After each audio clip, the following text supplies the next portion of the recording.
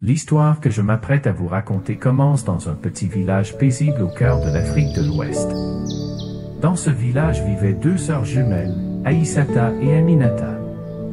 Dès leur naissance, leur ressemblance frappante faisait tourner les têtes. Les habitants disaient souvent qu'on aurait dit un seul et même esprit partagé entre deux corps. Pourtant, malgré cette apparente similitude, tout les opposait. Aïssata était douce, effacée, et toujours soucieuse de ne pas déranger. Aminata, en revanche, brillait comme un soleil. Elle était vive, extravertie, et tout le monde l'adorait.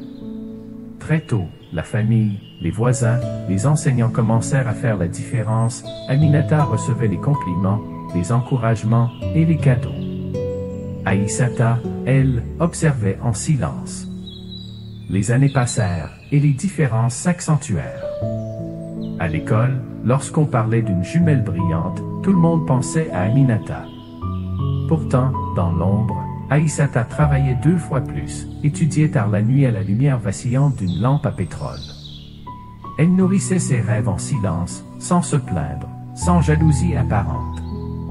Mais au fond d'elle, une blessure se creusait. À l'adolescence, Aminata devint le centre d'attention de tous les garçons du village. Belle, élégante, dotée d'un rire qui résonnait comme une mélodie, elle fascinait. Aïssata, elle, se tenait toujours en retrait, refusant d'entrer en compétition avec sa sœur. Elle la regardait, souvent, avec une admiration mêlée de douleur. Un jour, un jeune homme du nom de Moussa arriva au village. Il était d'une famille aisée de la ville, venu passer quelques mois pour se reconnecter avec ses racines. Il croisa le regard d'Aïssata un matin au marché. Ce regard franc, timide mais profond, le toucha. À la surprise générale, il s'intéressa à elle, et non à Aminata. Cela fit sensation. Personne ne comprenait. Même Aminata fut déstabilisée. Moussa et Aïssata commencèrent à se fréquenter discrètement. Il admirait sa sagesse, son calme, et la profondeur de ses réflexions. Pour la première fois, Aïssata se sentit vue. Entièrement. Pas comme l'ombre d'une autre, mais comme elle-même. Elle osa rêver à une vie différente. Mais Aminata, elle, vivait cela comme une trahison. Elle tenta d'intervenir, de séduire Moussa. Mais il resta fidèle à son attachement pour Aïssata. Cette situation créa une fracture entre les deux sœurs. Une tension sourde, douloureuse. Le village entier prit parti, certains blâmant Aïssata de voler, ce qui devait naturellement revenir à Aminata. La mère des jumelles elle-même encouragea Aïssata à laisser sa sœur gagner, comme toujours. Mais cette fois, Aïssata ne céda pas. Elle avait trop longtemps cédé, trop longtemps vécu à genoux dans l'ombre. Elle se leva, doucement mais fermement, et déclara « Je ne suis pas une ombre. J'existe. » Cette simple phrase résonna dans le cœur de Moussa, et dans celui de bien d'autres. Il demanda Aïssata en mariage. Le jour de la cérémonie, le ciel était clair, mais une tempête couvait dans les cœurs. Aminata, absente du mariage, avait quitté le village sans un mot. Les années passèrent. Aïssata et Moussa eurent des enfants, construisirent une vie équilibrée, riche d'amour et de complicité.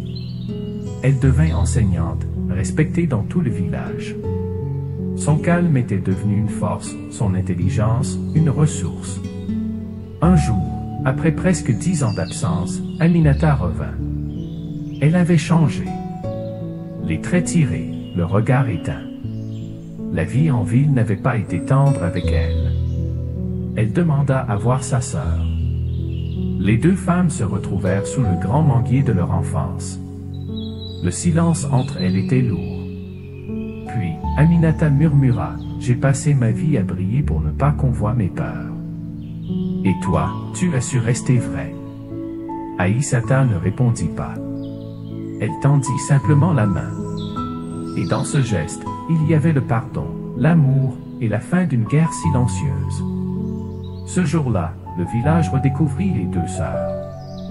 Non plus comme la lumière et l'ombre, mais comme deux âmes complémentaires, façonnés par les blessures et la rédemption. Et pour la première fois, on cessa de les comparer. Aïssata n'était plus la sœur de. Elle était Aïssata. Entière. Inoubliable. Le soleil se couchait lentement sur le village, enveloppant les toits de chaume d'une lumière dorée. Sous le vieux manguier, Aïssata et Aminata, assises côte à côte, regardaient les enfants jouer. Leurs enfants. Ceux d'Aïssata, mais aussi ceux qu'Aminata avait appris à aimer comme les siens, dans ce foyer redevenu le sien. Le silence entre elles n'était plus lourd. Il était doux, apaisé. Un silence de paix retrouvé. Aminata, les yeux embués, murmura. Toute ma vie, j'ai cru que je devais briller pour mériter l'amour. Et toi, tu avais déjà compris que l'amour vrai ne cherche pas la lumière, il la donne. Aïssata tourna la tête vers elle. Elle sourit doucement, les yeux humides.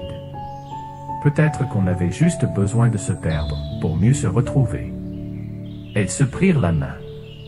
Et dans ce geste simple, il y avait tout, les années volées, les blessures tues, les regrets, mais surtout, le pardon.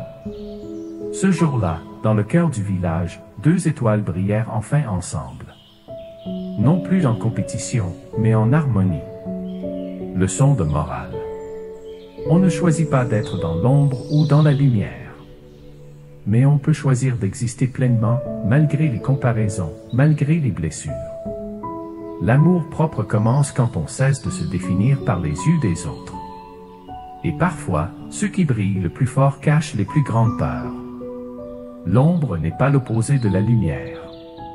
Elle en est le reflet. Ensemble, elles racontent une histoire plus complète, celle de la complémentarité, du pardon et de l'acceptation de soi.